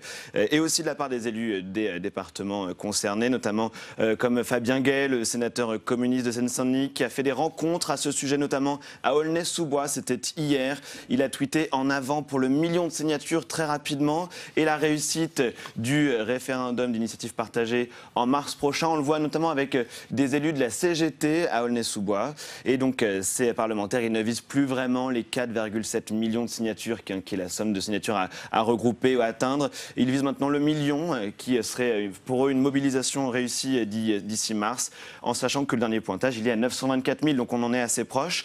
Et d'autant que cette mobilisation, elle ne se fait sans aucune communication du gouvernement, reproche ses sénateurs. Regardez, Fabien Gay, il a écrit le fait que l'État mettait beaucoup d'argent dans la communication pour faire connaître le processus sur la FDJ, mais pas du tout sur le référendum d'ADP, ce qui était effectivement un frein à cette mobilisation. Et Quentin, ce qui a mis un coup de projecteur sur ces privatisations, c'est l'entrée au capital, l'entrée en bourse de la Française des Jeux cette semaine. Voilà, et donc on a senti beaucoup d'élus aussi vouloir relancer ce débat dont on parle sur les privatisations. À l'image de Laurence Rossignol, qui s'est interrogée sur le sujet, sur LCI, qui a tweeté sur la question. On voit que les élus, ils auraient voulu pouvoir associer les deux questions, celle de la FDJ et celle d'ADP, et qui n'ont pas pu le faire à cause, on en parlait, du fait qu'il fallait aussi convaincre des parlementaires de droite. Je vais finir avec un message, celui de Pascal Salvoldelli. Toujours sur la FDJ, il a dénoncé les conséquences sanitaires de la privatisation de la FDJ, car selon lui, l'intérêt financier, il est passé avant l'intérêt collectif à cause de cette question de la dépendance des joueurs qui jouent à la FDJ. Et il a cité une citation de Cocteau: il n'existe que deux manières de gagner la partie, jouer cœur ou tricher. Tricher est difficile, un tricheur pris est battu. Jouer cœur est simple, il faut en avoir, voilà tout. Vous croyez sans cœur, vous regardez mal vos cartes. Ça partait de la FDJ et ça finit avec une citation de Cocteau, c'est quand même plus poétique. C'est un petit peu de poésie ce matin. On va parler d'un autre sujet qui fait tout autant débat, c'est la réforme des retraites. Jean-Paul Delevoye, qui débattait hier justement de ce sujet avec des lecteurs du Courrier Picard, 80 lecteurs, et justement on va retrouver le rédacteur en chef du Courrier Picard. Bonjour Mickaël Tassard, merci d'être avec nous ce matin. Vous êtes avec nous depuis Amiens. Vous avez donc organisé hier soir un débat avec Jean-Paul Delevoye, le haut-commissaire chargé de la réforme des retraites, et 80 de vos lecteurs. Comment s'est passé ce débat ? Écoutez, nous avions des lecteurs qui avaient énormément de questions à poser à Jean-Paul Delevoye, des questions très très précises, des cas concrets. Il faut souligner cet effort de pédagogie qui est fait, puisque nos lecteurs sont arrivés encore une fois avec des cas très très concrets. Ce qui ressort de ces plus de 2 heures de débat, c'est qu'en fait le point de crispation aujourd'hui, la grande incertitude, c'est la fixation de la valeur du point. C'était vraiment la question centrale qui est revenue énormément dans ces débats. Et puis ce qu'il faut noter aussi, c'est que cette fameuse clause des grands-pères dont on parle énormément depuis hier matin avec ce couac gouvernemental, ne ressortait pas beaucoup dans les échanges. Il faut croire que nos lecteurs étaient sans doute plus intéressés par la valeur du point que par la date exacte à laquelle cette réforme entrera en vigueur. Qui vos lecteurs à la sortie, Mickaël Tassard? Est-ce qu'ils ont été, est-ce que Jean-Paul Delevoye les a convaincus? Alors il a convaincu peut-être pas tout le monde, il y en a certains, voilà. Mais ce qu'il faut noter, c'est que cette réforme, elle véhicule énormément de scepticisme. Et cet effort de pédagogie a convaincu certains lecteurs qui sont arrivés sans doute avec des idées préconçues et qui se sont révélées fausses. Moi, j'ai discuté à la sortie avec un ouvrier d'usine qui, lui, n'avait pas eu les réponses qu'il souhaitait sur la pénibilité et sa fameuse prise en compte. En revanche, une dame semblait, elle, convaincue de l'augmentation des pensions de reversion. Et ça, c'était un point qu'elle maîtrisait mal. Et hier, grâce à ce débat, elle a pu comprendre dans le détail ce que la réforme engendrerait. Est-ce qu'il y a des lecteurs, puisque vous avez parlé avec, j'imagine, à la sortie, est-ce qu'il y a des lecteurs qui vous ont dit « oui, j'ai changé d'avis sur ce sujet quand même » Alors moi, je n'en ai pas eu, pour être honnête avec vous, mais j'ai surtout eu des lecteurs qui nous ont dit on comprend mieux maintenant où le gouvernement veut en venir avec cette réforme. Certains partagent, d'autres pas, mais en tout cas la finalité et le sens, je pense que ce débat a permis de comprendre véritablement le sens de cette réforme. Comment vous les aviez choisis, vos 80 lecteurs, Michael Tassart? On imagine qu'ils sont assez représentatifs. Alors c'était la bonne surprise parce qu'on avait lancé un formulaire sur notre site internet. Il faut souligner aussi qu'un débat à 17h, c'est peut-être pas évident, c'est en tout cas la crainte qu'on pouvait avoir, c'était que les actifs ne puissent se mobiliser. Et bonne nouvelle, visiblement si, parce que c'est une question qui les touche vraiment. On a eu, j'ai discuté aussi avec des gens qui ont aménagé leurs horaires de travail hier pour être présents et pour poser les questions qu'ils avaient en tête. Donc c'est ce que je retiens aussi, c'est cette mobilisation très forte et ces attentes très fortes. Donc les lecteurs se sont inscrits, on avait une jauge à 80 places qui a été vite remplie. Merci beaucoup, Michael Tassart. Et le compte-rendu de ces débats est bien sûr à lire aujourd'hui dans le Courrier Picard, débat sans concession avec Jean-Paul Delevoye. C'est le titre de votre article et on voit la une du Courrier Picard. Merci, Michael Tassart. On le voit, Arnaud Benedetti, il y avait clairement un besoin de pédagogie. Il y a un besoin de pédagogie sur cette réforme des retraites. Oui, alors il y a deux objectifs. Vous voulez d'abord, le premier objectif, c'est de montrer qu'on a changé de méthode. C'est l'acte 2 de ce mandat, c'est-à-dire de faire en sorte qu'on est plus dans la discussion, dans la négociation qu'on ne l'était lors de la première phase du mandat. Là, l'effet crise gilet jaune est manifestement passé sur la communication gouvernementale. Le deuxième aspect, c'est qu'on sait très bien que cette réforme, elle cristallise un potentiel de contestation et de convergence en matière de lutte sociale qui est extrêmement important. Aujourd'hui, c'est un secret de polichinelle que le gouvernement est très inquiet de la mobilisation quand même du 5 décembre. Donc il s'agit en effet de faire en sorte de calmer, de rassurer, d'apaiser et de ce point de vue, le couac lié notamment à l'interview de Jean-Paul Delevoye sur la fameuse clause du grand-père a été ressenti du côté... La clause du grand-père, c'est cette clause qui dit que la réforme ne s'appliquera La réforme ne s'appliquerait que ceux qui rentreraient, je veux dire, sur le marché du travail à partir de la mise en œuvre de la réforme. Donc on voit bien qu'il y a, à partir des réactions, notamment à la fois de l'exécutif, du Premier ministre et du Président de la République, une grande inquiétude, c'est-à-dire qu'on veut quand même se laisser des marges de négociation au cas où la mobilisation susciterait un blocage.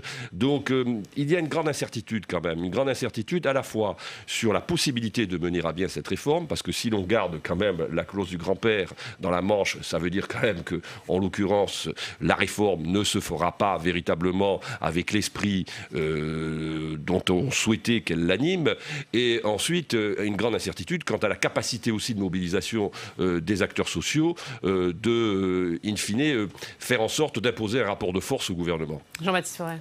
Oui, on peut s'étonner quand même de ce couac qui vient de Jean-Paul Delevoye, qui est quand même un homme d'expérience, un homme de réseau. Il a été médiateur de la République. Enfin, il sait y faire en général. Il sait quelle est la portée de l'appareil public. Donc ça montre sans doute qu'il y a énormément de flottement au sein de l'appareil d'État sur cette réforme. C'est un couac ou c'est la volonté de dire moi je ne céderai pas. J'ai travaillé sur ce sujet depuis 2 ans. Je veux aller jusqu'au bout. Je pense que c'est une conviction de la part de Jean-Paul Delevoye, en l'occurrence. Ce qui est vrai, c'est que c'est surprenant au regard de la personnalité de Jean-Paul Delevoye, qui est plutôt une personnalité de compromis, de consensus, de négociation.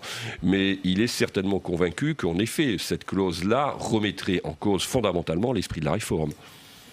Oui, certainement. Jean-Paul Delevoye, on l'a vu hier, n'abandonne rien sur cette question de la clause du grand-père. Il n'est pas revenu sur cette déclaration. Donc voilà, sa carrière politique est derrière lui, donc il veut porter cette réforme jusqu'au bout. Il n'a plus rien à perdre. Vous voulez nous dire, César Armand? Oui, on se rend compte que la pédagogie maintenant est le maître mot du gouvernement. Hier, il a cité l'exemple de 20% des femmes qui sont obligées de travailler jusqu'à 67 ans car elles ont une petite retraite si elles partent avant. Ça, voilà, les gilets jaunes sont passés par là, comme le disait Arnaud, mais au moins le gouvernement a compris que maintenant il fallait écouter les Français, discuter avec eux, expliquer. La baisse des APL, notamment de 5 € est passée par là, elle a été complètement incomprise. Aujourd'hui, elle est rentrée en vigueur, voilà, mais elle est toujours incompréhensible. Donc, si on peut expliquer une réforme avant qu'elle rentre en œuvre, c'est toujours mieux. Alors, on va parler d'une autre réforme qui fait débat, décidément, c'est la réforme de la fiscalité locale. Elle n'en finit pas de faire grincer des dents. Grâce à nos partenaires des télés locales, on va se rendre en Haute-Savoie, où l'Assemblée départementale s'est réunie il y a quelques jours pour voter le budget de l'année à venir. Mais le vote s'est fait sur front de grogne, à cause notamment de la loi de finances 2020 qui veut retirer la taxe foncière au département. La compensation envisagée par le gouvernement est loin de convaincre les élus, comme nous l'explique Clémence Roidès de nos partenaires de Huit-Montblanc. L'Assemblée départementale de Haute-Savoie debout pour protester contre la réforme de la fiscalité locale du gouvernement. Explication. En 2020, 80% des foyers les plus modestes ne paieront plus de taxes d'habitation. Une perte pour les communes qui en bénéficient. Elle sera totalement supprimée pour l'ensemble des foyers d'ici 2023. Pour compenser sa suppression, le gouvernement propose de transférer aux communes la taxe sur le foncier bâti, perçue aujourd'hui par les départements. Une nouvelle qui passe mal du côté des élus départementaux. 2020 sera probablement la dernière année où le département va voter l'impôt. Donc on a décidé de ne pas augmenter les impôts en 2020. Et le gouvernement a décidé de nous priver de notre capacité à lever l'impôt. On n'a plus besoin d'élus finalement, on nous renvoie chez nous. La perte de cette compétence départementale devrait être compensée par le transfert d'une partie de la taxe sur la valeur ajoutée, comprenez TVA. Mais là aussi, la proposition peine à convaincre. Nous allons dépendre de la volonté du gouvernement de nous donner, de distribuer une part de la TVA. Quelle part est-elle durable? Sera-t-elle indexée à quelque chose? Et comme en général on a été punis à plusieurs reprises par les gouvernements, on ne leur fait pas beaucoup confiance en la matière. Nous, les présidents de conseils départementaux, on est complètement hostiles, mais alors hostiles à ce dispositif. La Haute-Savoie compte le 5e taux le plus bas sur la taxe foncière en France. En 2021, les départements perdront la main sur cette taxe. En attendant, le taux, lui, ne sera pas augmenté l'année prochaine dans le département. Et Jean-Baptiste Forêt, cette réforme de la fiscalité locale, c'est désormais le point de crispation entre les élus locaux et le gouvernement. Oui, tout à fait, parce que les départements sont un peu les cocus de la réforme de la taxe d'habitation. Voilà, ça c'est dit. si vous me permettez l'expression, c'est-à-dire qu'ils vont perdre, comme le disait le président du département, le droit de lever l'impôt. Donc ils perdent, il a tout à fait raison ce président du département, ils perdent leur raison d'être. Dominique Bussereau, qui est président de l'Assemblée des départements de France, dit c'est un os en travers de ma gorge que je n'avalerai jamais. Donc le front aujourd'hui est ouvert, on l'a vu au dernier congrès des départements, ils ont claqué la porte de leur congrès quand est intervenue Madame Gouraud, Édouard Philippe s'était fait porter pâle, il avait préféré envoyer Jacqueline Gouraud en première ligne au front, mais la fin de l'histoire aujourd'hui semble quand même connue. Enfin, le projet de loi de finances avance. Ils vont perdre la taxe sur le foncier bâti. Ils vont avoir une recette de TVA et c'est une très mauvaise affaire pour eux parce que s'ils avaient eu ce transfert-là en 2004, ils auraient perdu 4,6 milliards depuis cette date-là. Donc je maintiens, ils sont bien les cocus de la réforme de la taxe d'habitation. Ce sont les grands perdants des départements de cette réforme. C'est les dindons de la farce. Voilà, c'est plus élégant. On essaye. Mais c'est pareil. Mais non, mais parce que voilà, la taxe sur le foncier bâti aujourd'hui, c'est en moyenne 20% de leurs recettes. Donc ils le vivent mal d'être dépendants de recettes plus ou moins dynamiques et qui peuvent se retourner à la moindre conjoncture. Dominique Bussereau, encore pour ne citer que lui, en Charente-Maritime, a connu Xynthia, qui a fait des dégâts considérables. Il a dû, comme les inondations dont vous parliez tout à l'heure avec votre collègue. Voilà, et ça, à chaque fois, ils doivent sortir de l'argent. Mais si on leur donne de la TVA et qu'il n'y a pas les recettes en face, comment ils vont faire? Ils vont emprunter aux régions, ils vont emprunter aux communes? Mystère. Arnaud Benedetti. C'est une vraie crise existentielle pour les départements, mais on peut s'interroger sur les effets politiques que cette mesure aura quant à la stratégie politique du président de la République et de sa formation politique. C'est vrai que Emmanuel Macron a un problème avec les élus locaux depuis qu'il a accédé à l'Élysée, tout simplement parce que son parti a peu d'élus locaux finalement, parce que lui-même n'a jamais été un élu local, donc ce qui fait qu'il n'a pas cette culture-là. Et donc, dans une stratégie qui vise finalement à faire de la République En Marche un parti politique qui puisse s'implanter localement, je ne suis pas sûr que cette mesure, en tout cas, facilite cette stratégie politique, notamment à la veille des municipales et surtout, il ne faut jamais oublier, en 2021, les départementales et les régionales qui seront quand même le test majeur avant l'élection présidentielle. Donc il faut se méfier de ce type de mesures qui apparaissent comme des mesures qui, dans le scope du grand public, parfois ne sont pas extrêmement saillantes, mais qui peuvent avoir ensuite des effets politiques non négligeables sur les stratégies électorales et sur les gains électoraux éventuels pour une formation politique. Oui, parce que Jean-Baptiste, on parle des départements, mais les communes ne sont pas forcément plus ravies de cette réforme de la taxe d'habitation, de cette réforme de la fiscalité locale. Elle récupère quand même à la faveur de ce tour de passe-passe la taxe sur les propriétés bâties, la taxe foncière sur les propriétés bâties qui était perçue par les départements. Mais effectivement, les communes perdent leur taxe d'habitation, c'est-à-dire aussi le lien avec les habitants et en particulier avec les locataires, hein, ce qui est quand même assez essentiel, ce lien entre l'impôt local et l'impôt national. C'est-à-dire que c'est le contribuable national qui va financer l'action publique locale. Donc c'est un changement total de modèle économique qu'assume totalement Emmanuel Macron. Parce qu'Emmanuel Macron, il avait une mesure lors de sa campagne en faveur du pouvoir d'achat, c'était la suppression de la taxe d'habitation. Donc il ira jusqu'au bout. Il ira porter cette parole-là au Congrès des maires. Cette année, il vient au mois de novembre, enfin dans une dizaine de jours maintenant. Il vient le mardi, ce qui est assez malin de sa part, parce que le Congrès commence le mardi, donc il vaut mieux venir au début qu'à la fin, parce qu'on sait que la fronde peut monter assez rapidement. En 10 secondes, c'est ça. Oui, c'est le Premier ministre qui va se faire ruer tous les 3 jours. Non. Voilà, ça c'est dit, 10 secondes, c'est bien. On va passer à la revue de la presse quotidienne régionale avec vous, Quentin.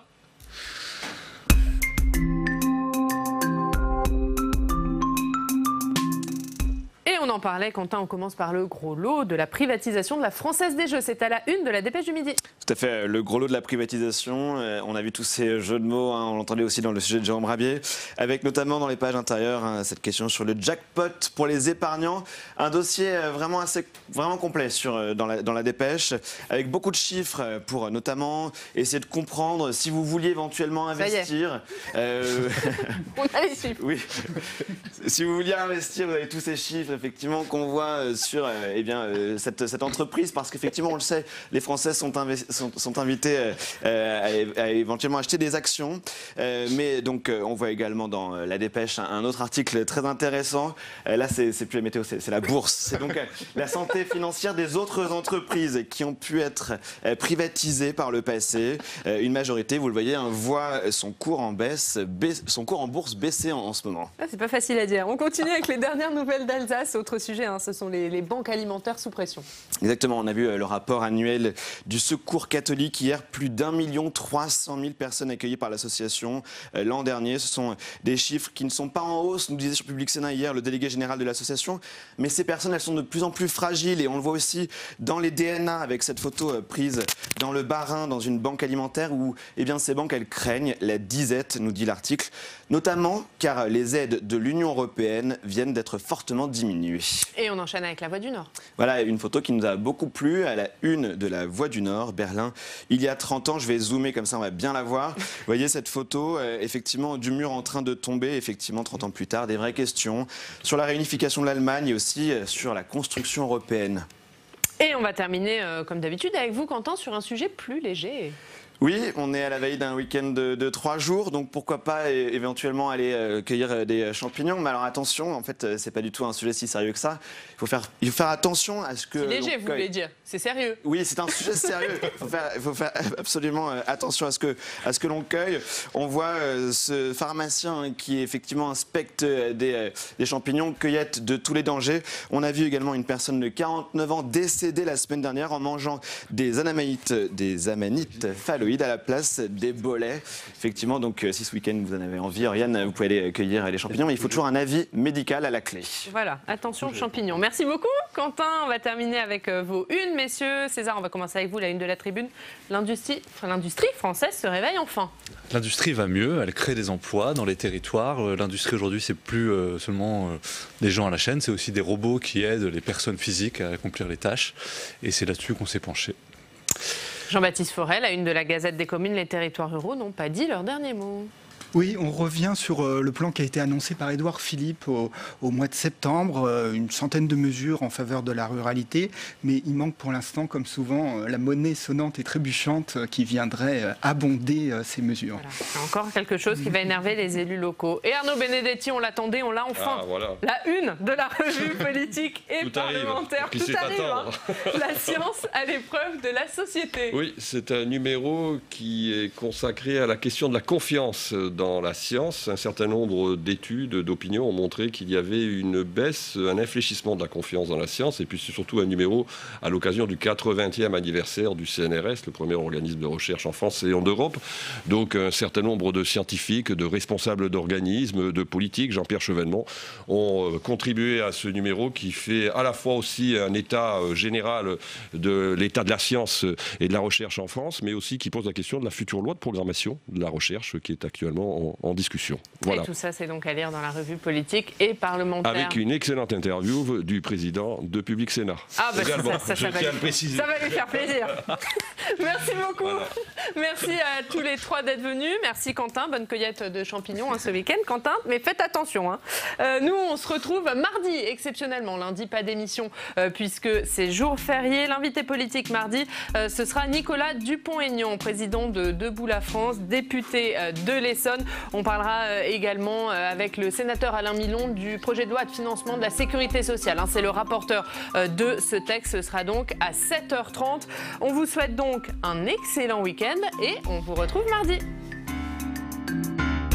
La presse quotidienne régionale et les télévisions locales vous ont présenté le Club des Territoires.